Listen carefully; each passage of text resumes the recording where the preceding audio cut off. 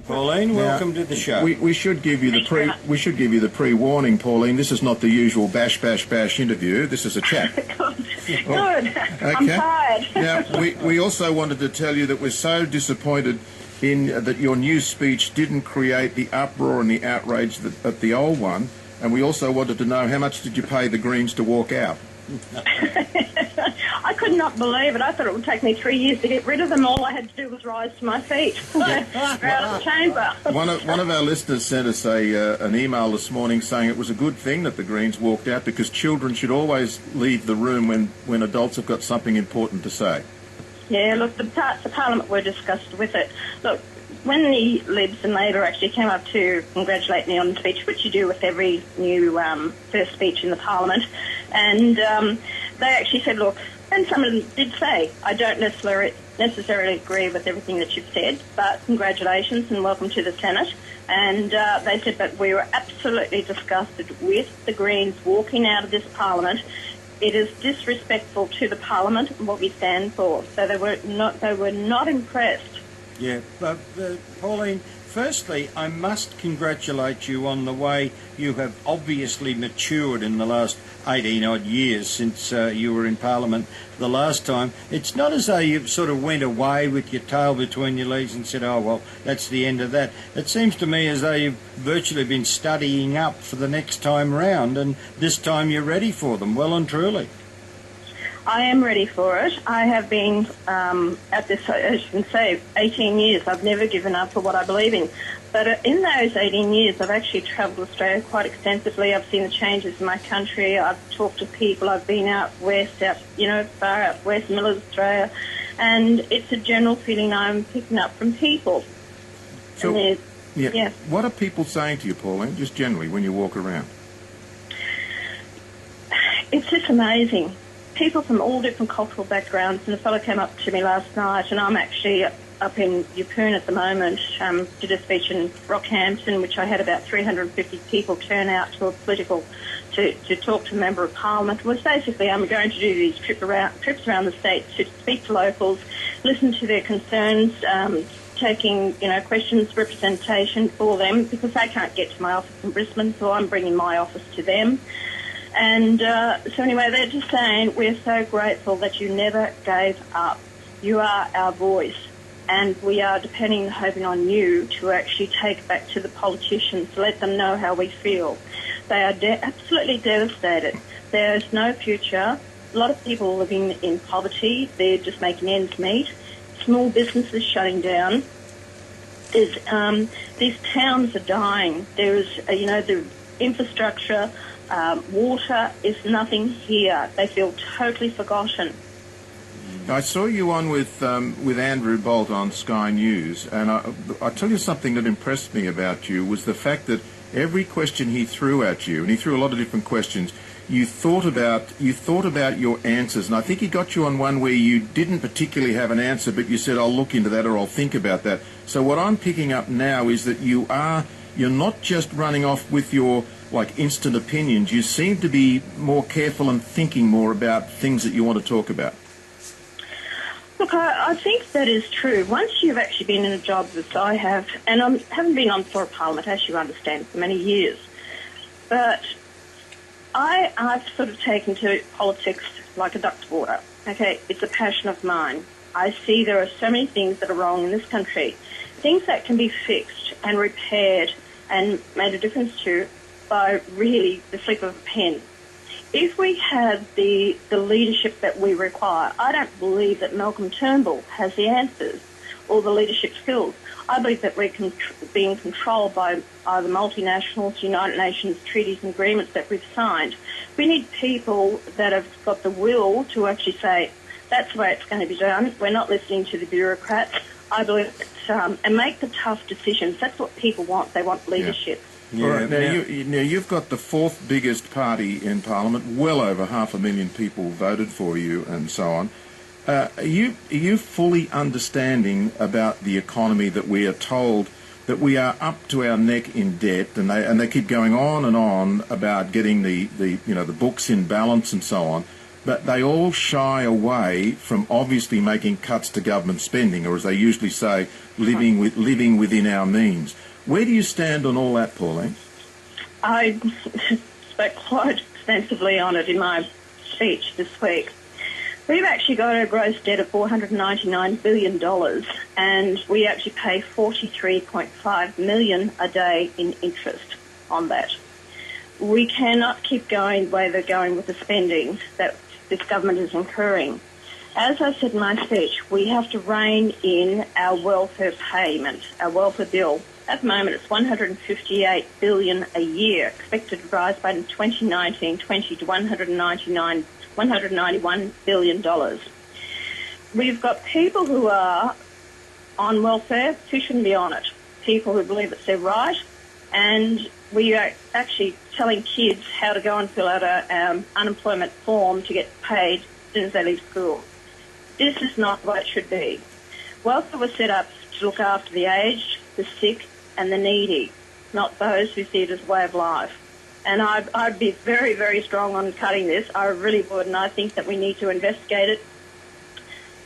Case point two, disability pensions. You're looking at one stage there was about 800,000. The government has cut it back. Now, in addition, they actually have made everyone on disability pensions reapply. Do you know they cut it back by 100,000? 100,000 that never applied for it again. You've got doctors that all should fill out, yes, you should go on disability. People who got it years ago, one woman was telling me, she said, I got it for, it was just, I can't even think of the word what it is now. I do apologise. Chronic fatigue. Oh, yeah. Okay? Yeah, chronic fatigue. Yeah. She said, that was years ago. I've never been investigated since, and I'm still on it. Yeah, we do have to do something about cutting back on government spending, not just on welfare, but all around. I'm glad you're very much onto that. Look at that. Look at what we paid the $4.8 million to the fellow head of Australia Post. Yeah. How ridiculous. Yeah. You know, bureaucrats are on $900,000. The head of the universities on $1 million or $1.1 million.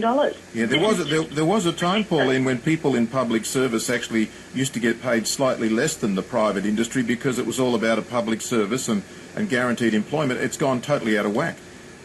We can't afford it. Yeah. And this is where I will be focusing on that.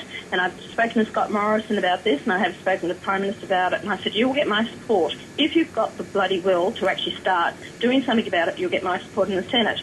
And I said to them all, I said, I don't care. If you want some bullets fired, then I will fire them. Because something has to be done about this. And I believe that a lot of those politicians will support me in this, and the general public, because they're fed up with it. And I have people that come up to me and say, Pauline, you know what, I'm sick of seeing my taxes go to someone who wants to sit around all week, do absolutely nothing. I'm having to go to work, and they're living off my taxes. The people have had enough. Yeah. Now, Pauline, as far as the Liberal Party is concerned, how's your memory? We recall that Tony Abbott was an important player in putting you in jail all those years ago, and Malcolm Turnbull wasn't so kind to you leading up to this last election, telling the world that there's no room for Pauline Hanson, yet now they need Pauline Hanson more than ever. How's that going to work out? Oh, look, it's working out well. Look, I'm not a nasty, vindictive person. I don't do things just to swipe back, but I'm like a bloody old elephant. I don't forget. I put it that way. Yeah, good I'm there to do a job for the people. Yeah. If I can work with this government, Malcolm Turnbull, whoever, then I will work with them in the best interest for the people. All right. I have been given a job that I take with the utmost responsibility that goes with it. And that's how I will be conducting myself and my other senators in that parliament. All right. Now, I read your speech, but the mainstream media, as they call it these days, picked up on one line, and that was the fear of being swamped by Muslims. And they said, well, she said the fear of being swamped by Asians in the last speech, so she's just done a cut and paste, and it's basically the same speech. The Muslim issue, the Muslim issue. Where do you clearly stand? This is not what the media is saying you are. Where do you stand on the Muslim issue about the migration? Let me put it in context with regards to what I said in 1996 about the Asians coming over, and the media tried to make it up, Pauline, we've only got 4% here, you know, we're not being swamped by Asians. And I said, the immigration numbers that we had coming in, we will clearly be swamped by Asians if we kept going, because by 2050 we would have had about 51% from the figures that I was given. And so at that time we had about 4% to 5%. At present, at the moment, and going on what Dio Rang said in an interview just prior to the election, we now have 10% of Asians in Australia. Now, they state that we've got in the 2011 census 2.2% Muslims. Another study that was done, research that was done, puts it at 2.4%. Not that many years ago, it was only 1.7%. So it is growing. What we have to do is maintain and make sure that we don't get an imbalance of figures in Australia.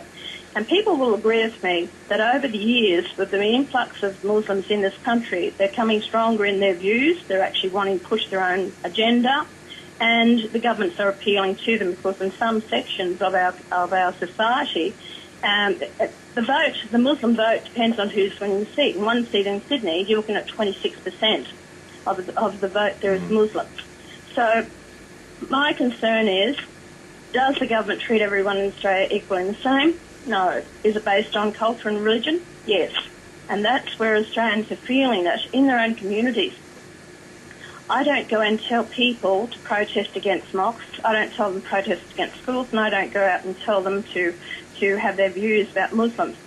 The Australian people themselves are protesting against it, but governments are not listening. They are feeling the impact of what Islam is having in their suburbs, their lifestyles, escalating crime, the problems that we're having on our streets. All I'm saying is, let's control it now before it gets to a stage like it is in France, in Germany, in the Netherlands, in Sweden, that the people have lost control of their streets and their suburbs. Right. Well done. Thank you. Thank you. And thank you very much for coming on this morning. And this has been a live interview, and the reason it's live is there's no editing, nothing like that. We just wanted to have a chat and actually talk to you. Look, I appreciate that. Look, let me say one more thing. Mm-hmm. I'm not against every Muslim that is in Australia. And I know, and I have spoken to people who are of the Muslim faith purely for the fact they were born in a Muslim country. And they have come here for a new way of life. They want to live in peace and harmony. Yeah. But those Muslims have to stand shoulder to shoulder with me and ridicule these ones who are the radicals, who hate towards us. And they've got to prove to me that I can trust them, that I know they're here for the right reason. And that's what Australians want. They want to know, where does your faith and trust lie? And, if problems do happen in the country, who are you going to side with? Yeah. And I think that's what Australians want to know. Excellently put. Thank you, Pauline. Thank you, Pauline. Thank you for your time. Yep. Bye. Bye-bye. Thank you very much. Bye. Pauline Hanson on the line there from, would you say, Proserpine up in Queensland? I think so, Yeah.